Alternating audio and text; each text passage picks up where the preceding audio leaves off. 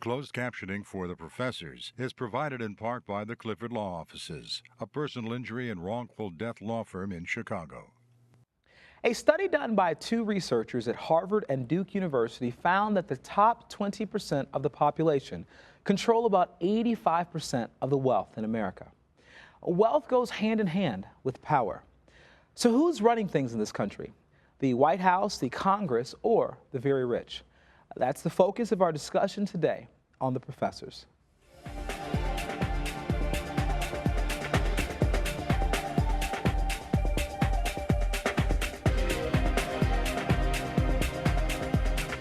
Joining us today to talk about money and the balance of power in this country are Ann Lucene, law professor at the John Marshall Law School, Connie Mixon, political science professor at Elmhurst College, Rashid Carter, economics professor at Harold Washington College, and Nick Panamitros, attorney and professor at Kennedy King, UIC, and Harper Colleges. Welcome. So I want to start our conversation today with the Federal Reserve. And as we know from Ron Paul's failed presidential campaign, there was a lot of sentiment around the country about the Fed. You know, he had this whole movement in the Fed, audit the Fed. In fact, he went so far as to propose a bill that passed in the House with a lot of support to audit the Fed. So how does the Federal Reserve, and anyone can answer this, impact the issue of inequality in the United States? Rashid, you want to try that? Yeah, so the Federal Reserve, the primary charge of the Federal Reserve is to create stability in our economy. And so through the manipulation of the money supply, just to keep it simple, the Federal Reserve is intended to meet three goals, which is to promote economic growth, keep unemployment low, and then also nurture price stability. And so directly, the Federal Reserve is not necessarily equipped to handle the issue of income inequality. What the Federal Reserve Bank is really intended to do is to create a situation where there is more economic growth and prosperity for all Americans. And so, for instance, if we're talking about expansionary monetary policy, the idea is that we want to create more money circulation so that, and this is where it gets sticky, powerful or wealthy institutions and individuals will be responsible for allowing this increase in funds to matriculate down into the system of the economy. So then doesn't that then contribute to income inequality? Theoretically, well, so ideally, it should contribute to prosperity for all, because if banking institutions, again, wealthy institutions and individuals do what they're supposed to do, they'll invest that money throughout the economy so that everyone's better off, more people will be hired throughout the economy, folks can have the various disparate needs that they have to make their lives more comfortable. It doesn't happen that way because, and what we've seen in recent vintage is that trust has been violated a bit. Yeah. And that's the caveat if they do what they're supposed to do. Correct. Nick, what do you think about this? Well, I think that you know, most countries have a central bank, and if it's manipulated directly by the government, or in this case here, where it sort of acts independently, I think at the end of the day, addressing income inequality, I don't know that you can necessarily manipulate your currency to always benefit, you know, income and inequality. You're looking at controlling your currency against other currencies of the world, and, you know, in-house valuation of your currency. So I just think it's another paradigm, another possibility, and it sort of goes with the capitalist framework that we have, where we have this thing working with more of an incentive. Okay. You know, the fact that it has shareholders and things of this sort. Of course, with that comes other issues, but if you have a central bank where it's completely manipulated by the government, then you have the same thing. You'll have lobbyists, or you'll have, you know, people in power playing with it. But haven't some even questioned the constitutionality of the Federal Reserve? I mean, it was clear in McCulloch versus Maryland. The Supreme Court ruled that our national government had the power to establish a central bank. That's yes, and that's no longer an issue. I should think, except for Ron Paul, perhaps. Everybody figures, I think, we're going to have a central bank. The only issue is what kind of congressional oversight will there be, and what kind of public oversight will there be. I get very sensitive about this because the whole key with any national bank, right, Nick, is that it has to be independent of whoever comes in and out of power every 4 years or every so many years, so that other countries countries and also people investing will know that there's going to be some kind of stability over a decade. And that independence, I think, is very important. But then on the flip side, that independence then leads to sort of a lack of transparency or even accountability. And so one of the big, the impetus behind this push for this audit was really we want to know what's going on there. Well, that's transparency. Accountability, as I understood what Ron Paul said, was to a certain extent he wanted the Congress to be able to correct or to overrule certain things the Fed did. That makes me very nervous. Transparency, to 99% of the time, I think that's wonderful. Sure. They're audited every year, as it is, and the General Accounting Office actually conducts their own audits of it. So I'm not sure where all of this stuff is coming from. It's coming from this increased paranoia about this country of ours that's changing in a very dynamic way and along various margins. And he's feeding into that paranoia. And I don't want to get too much into the Ron Paul because he wasn't elected and taken seriously as a candidate for a reason. But at the end of the day, the Fed is audited, and the Fed has had a wonderful track record over the past 100 years for stabilizing the economy. We went from a point in the early part of the 20th century where the economy from decade to decade operated with a lot of the volatility, right? Over the past 20, 30 years, we haven't seen that, especially. I mean, of course, this last downturn was an exception, but that was about malfeasance in the financial sector and the confluence of a lot of different factors outside of the realm of influence of the Federal Reserve Bank that created this sort of burden on the economy. But if you look at the role of the Fed in a very strict sense in terms of how it operates to hasten the best interests of the U.S. economy, it's done its job with aplomb. And I think that the conspiracy theorists should, they're easily debunked if one simply looks at the data that's available through the Fed and other resources about the operations. What concerns me is people buy this, though. I mean, those are quick little sound bites that sell. They sell politically. Okay, and that's fine. But let me ask you this then. So here is here is data that I think does cause concern among the populace. It's from 1979 to 2007. The income of the top 1% in this country went up by 275%, and for the middle class, that went up by less than 40%. And so what we're seeing is the old adage is really true: the rich get richer and the poor get poor. they get poorer, they get whatever you could say. But the point is that that is happening. And but so why do you blame it on this Federal Reserve? I'm not necessarily suggesting that is to blame, but what I'm saying is that there is a real level of discontent, I think, nationally with monetary and fiscal policy overall. I have to say that our central bank, the Federal Reserve, goes sort of hand in hand with our stock market. You saw when the stock market had its volatility down or up, the Feds come into play. When interest rates, when the economy is slowing down, it'll try to push things up. It serves a very good function for our economy. You can go to an economy like China, where what's their monetary policy?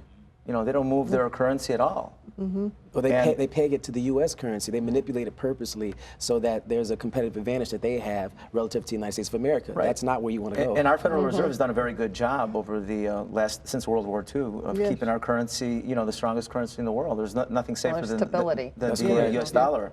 So I don't know, they might be protesting, but at the end of the day, it might be one of very aerial view fundamental protests, socialism versus capitalism is what I think that they're confusing.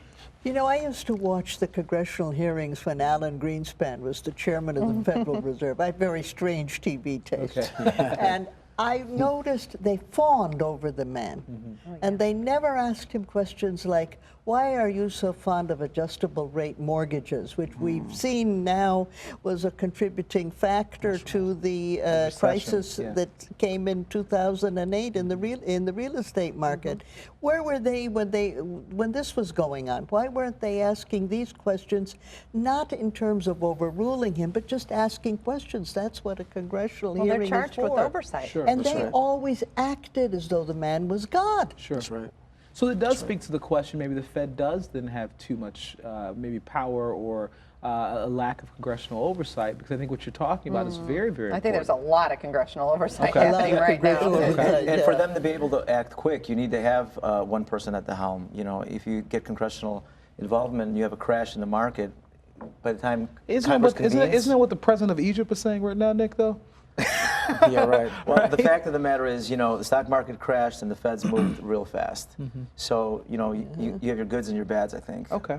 So what about the overall issue of income inequality Yeah, then? Ted, you were talking about what I would call an hourglass economy, with a lot at the top, a lot at the bottom. And I think there's multiple reasons for that, and we can talk about the political reasons behind it and who gets what, when and how in American society, but also we have to consider the fact that it's an impact of globalization. Our whole entire economy has changed from a manufacturing economy to one of services. And in the services, you've got the very top and you've got the very low in the service industry. The top, the accountants, the traders, the attorneys, and then you've got those that are feeding that service economy, the retail workers, the hospitality. And the middle class is shrinking throughout the United States, and it's especially profound in urban areas. And there's other political reasons. Well, yeah, and I mean, in the world economy, obviously manufacturing is still alive, and there's just a race to the bottom, and so we're missing those manufacturing jobs, and where they're going to places where the wages are very low. Not just manufacturing. You call some of the credit card companies and you will hear an Asian accent at the other end. And they don't live in Chinatown. So it speaks to one of the basic motives. I mean, if you go and look at some of the writings of Karl Marx, and he predicted some of these outcomes, right? Because it doesn't really have anything to do with the framework of the economy itself. I mean, it really has to do with how people make decisions and what the economic incentives are to motivate decisions, especially by businesses and big corporations. And they have an incentive to do what? Increase their bottom line, increase their profitability. And so if they have to substitute out American workers who are expected to have a certain working condition, which of course means increased expenses for the company, if they have to be paid a minimum wage, if they have to be given certain benefits, then guess what? You'll see the evolution of a company like Walmart come into play. There's a reason why Walmart is such a successful paradigm, not just because it makes a lot of money, because it really was a wonderful new standard for how to operate your corporate entity. That is, you give your American workers short shrift. You make them part-time, temporary, transitional workers, no benefits. I mean, that's why they're right now protesting about this, right? And that was a model that was emulated across all sectors of our economy. That's the biggest issue. It's one where we see CEOs being paid 400 times the average wage of the production worker at a corporation. And that has to do with, again, this old thing called greed, right? I want more. What happens to your Main Street shops, your That's little correct. mom and pop shops, They've gone when down. Walmart comes to town? So then should the government then step in and, regulate Walmart in a more significant way? So like there's a movement in New York right now where, there are all these living wage movements that continually pop up. And so, I was just reading about this recent one that, it's not only Walmart, but a lot of the fast food industries, McDonald's, et cetera, who are making a ton of money. McDonald's profits were up by 100% last year. And, but obviously the workers are still getting paid, most of them less than $8 an hour. And so the question becomes, is it a minimum wage issue that we need to deal with? Is it a regulation issue? Is it an issue of providing incentives for people to pay higher wages or bring jobs back? What is it that the government can do? Costco, well, I don't know about the government, but I know this. Costco, compared to Walmart, Costco pays their workers a better wage. They give them better benefits, and Costco is doing better than Walmart now on every margin over the last few years. So it's really, again, these are old dictums, but it's really about sharing with that nation, with that economic system that is in fact allowing you to platform to succeed. And that's really what it's about. So the CEOs, these executives, these massive shareholders in these corporations, they could share some of those resources, reinvest them into communities, pay a higher wage. But again, it gets down to what is the psychological state of these individuals who are earning all this money? How many billions do you need? And for a lot of these individuals, there's an insatiable appetite for more profits. And if you were to cut off, like say the CEOs or say, a lot of these athletes that make figures that are astronomical, where do you draw the line? Right. And then who decides that? I wanted to go back. We were talking about. I think Connie was mentioning switching from a manufacturing to an information economy. If you look back 40, 50 years ago, although all our manufacturing comes from outside the country, or most of it does. Look how cheap things are, how much we have. That's true. I mean, so we're making maybe the dollars look less, but they're actually buying us quite a bit. I mean, the things that come from China are just incredibly cheap. If you were to figure out what the value of those products would have been, say, 50 years ago, if some of them existed back then, and what they are now, I mean, they're cheap. Yeah, and Nick, you make a good point, but you know, it's nice to have cheap goods, but if you don't have a job to pay for it, then Well, then that's what always do? been the case too. I mean, there's always been unemployment. Okay, unemployment has existed, you know, since the beginning of this country. It has, but I think to Connie's point about, I think the issue is that you're saying, well, you know what, there shouldn't be any unemployment. No, I didn't say that. What I'm saying to Connie's point about when she looked Which I at wish. specifically urban communities, right, and the lack of a manufacturing base in those urban communities, that has played a significant, had a significant toll on the quality of life in these communities. And It impacts everything. Yeah. Healthcare, access to education.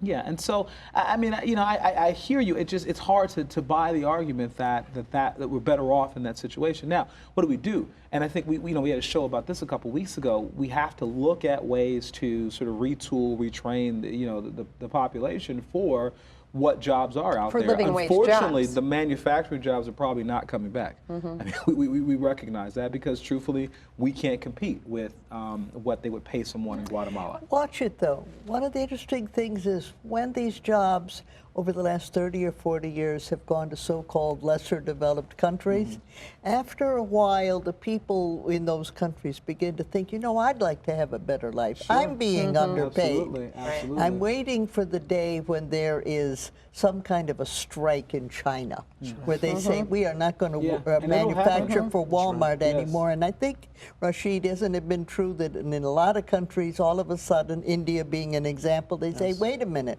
what about us? We'd like to share in this wealth. Yeah, Right. and you see that consistently over time. Again, that's just part of the evolutionary state of capitalist economies. If you look at the stages of development from agricultural to manufacturing to more service-based economies, that's just a hallmark of that process. And so that will happen. Again, the question that we have to address is, given that we're in a more advanced stage of our evolutionary process, what do we do to best situate our citizens to thrive in this economy? Sure. Yeah. And so I think, asking, for instance, the wealthy to pay a higher portion of their wealth in terms of taxes so they can be redistributed for better investment and educational opportunities, so that because of the rising cost of college education, maybe we can allow more low-income folks the ability to take on college education. If you look at unemployment, there's a lot of stratification in unemployment, right? I think it's kind of misleading. If you have a college education, Yeah, the the unemployment rate is low. Absolutely. It's very high for who? Yeah. Those who don't have education. But Rashid, so to defend the wealthy for a moment, not that I'm one or anywhere near the wealthy, You're wealthy to me, Ted. Okay, I appreciate it. I'm wealthy in other ways, That's right? right. But to defend the argument that will be made, this is the argument that someone like Mitt Romney was making, well, they already are paying the majority of taxes in this country. And so the idea that, we're going to just sort of charge them more, if you will. Ted, how do you measure that? Well, you measure it by the fact that that you look at income taxes and the majority of What dollars taken percentage are in. they paying? Divide And- personal income tax from corporate income tax, and I'm not sure he was doing that. Yeah. Yeah. But the overall point is this, and that's correct. But the overall point is in that way, and overall, I don't necessarily think that we get out of our budget challenges, crises, just by looking at the rich and saying we'll just charge them more and then we'll be okay. You're correct. Right. So we've got other But what about issues that those are there Bush as well. tax cuts? Yeah. Should we let them expire? Should we keep them on the top 2%? Those that make over 250K? Should we have a more progressive system? Yeah. I mean, that's one of the debates. Chicago, just one quick thing about manufacturing. Chicago's lost 41% of its manufacturing jobs since the 1970s. But we still have more manufacturing than most other urban areas. And we're going to have to think in new ways about manufacturing. We're going to have to think about high-tech manufacturing. We're going to have to think about green technology. Okay. Those are areas in which the United States can really show leadership and But I advance. really want to ask this question because I know that we didn't want to just put this on government, but part of our conversation today, is about income inequality. Is it Congress? Is it the White House? What bothers me is that if you look at, and unfortunately, and I supported the president and voted for the president, but I'm not stupid either. And I do recognize that the bailout stimulus policies, et cetera, that many people, they say between Main Street and Wall Street, that people on Wall Street benefited from, are similar policies to what happened under Bush and what would happen if Romney was in. I mean, there's a similarity in terms of economic policy. So the question becomes, at what level does the Congress and the White House, do they have a responsibility for the policies that I think foster the level of income inequality that we have. And that's a question I'd like to think about and tackle and hear what you all think about as well. Yeah.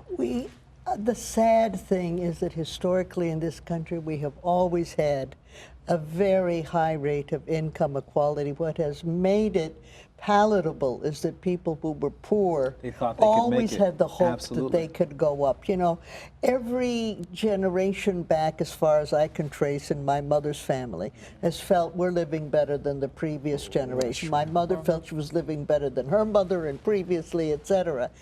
I'm not so sure I can say this about the generation that's coming after me right now. You're going to live better. Even though, look at all of those kids. We told them stay off drugs, get a good education, stay out of trouble, and go to college and get a good job, and you'll do better. Wait a minute, that's not necessarily happening. And that, I think, is the coming crisis in this country in terms of economic inequality.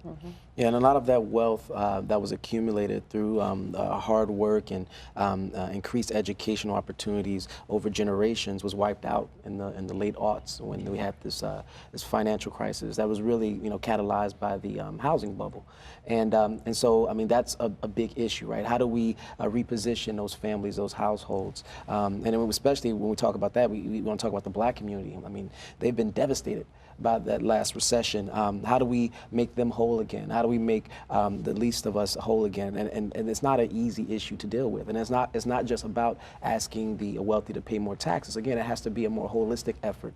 There has to be a general level of concern about us in order for that to happen. And unfortunately, it seems like most of the concern is about how to keep profitable companies profitable. Yeah, and that's my question back to the political powers that be. Once again, we elect people. We have a representative democracy.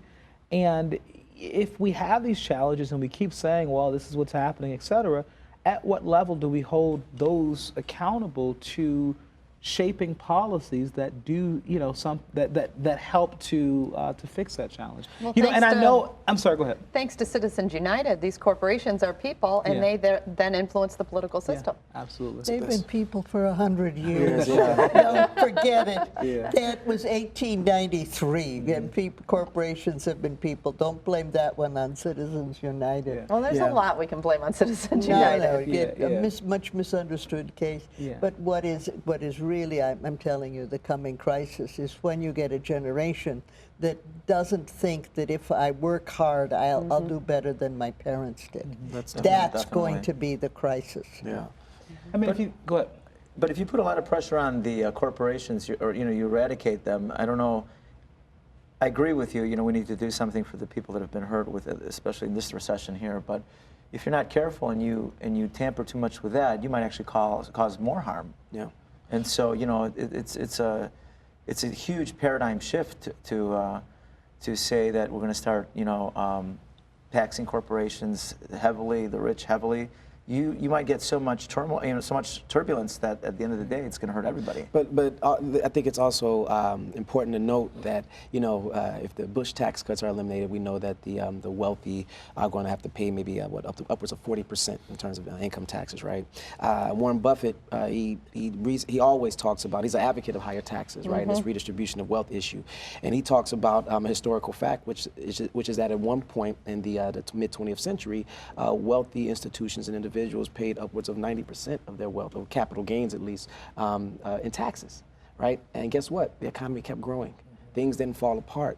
And so, but I think the thing that has changed is this fundamental shift in the psychology of those who have. And there was at one point in time this notion that I should share my largesse with those on the backs of those who I built it on. And today, that's not there anymore. You have this entitled population of individuals who feel like my wealth is my own. I don't know. I mean, Mitt Romney for me symbolized that. He was born with privilege, and he couldn't really relate to individuals who had to work and position themselves for prosperity from the bottom up.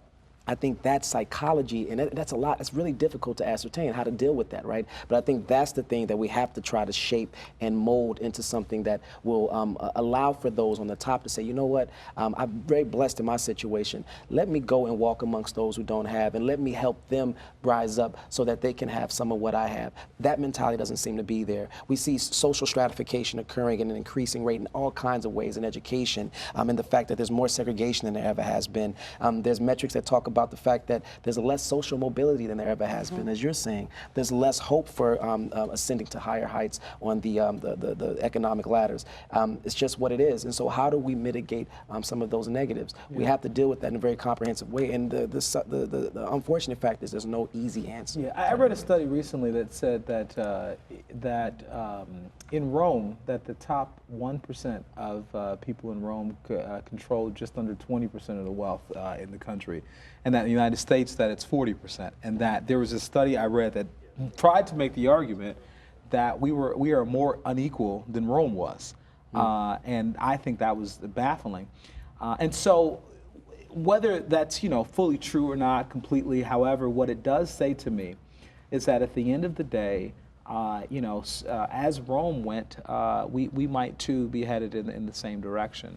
Rome lasted for over 1,000 years, just so you know. Yeah, well, so we have time left then, right? Yes, exactly. So don't worry about it. But that does mean the end is coming. Right. We just have time. Right. Well, that's pretty ominous, especially with December 21st, 2012. Right? Yeah, right. And the fiscal cliff coming as well. Right. Oh my God. It's all doom and gloom. So. Yeah. So what do you guys think that, I appreciate, I enjoyed the conversation. So what do we need to do? And once again, it sounds like we're saying it's not just government, it's not just individuals, it's not even just the wealthy. It sounds like there's a holistic approach that must happen and occur. What's dangerous, I keep coming back to this, is we always used to say, get more education. Every year of education beyond the 8th grade translated into so many more dollars of lifetime earnings, right? Yeah. Reaching a sort of a leveling off at about the master's degree, wasn't that it? That's right. And now I don't think we can say that anymore. And that, remember, every ethnic and racial group I know has always said, immigrants, I may not be able to read and write, but my kids will, my grandchildren will, And it's changed significantly. And you remember Mario Cuomo's statement when his mother came, it's a joke, of course, when his mother came to join his father in New York City. What do you have, Mrs. Cuomo? Well, I have nothing here, I have nothing there. And I don't even speak English very well. And then it says, well, what do you want here? I want someday before I die that my son should be the governor of New York. And there we go. That's a great place to end. Thank you so much. Thank you very much. Thank you. That's our show for today, but the conversation continues right now online at WYCC.org. See you next time on The Professors.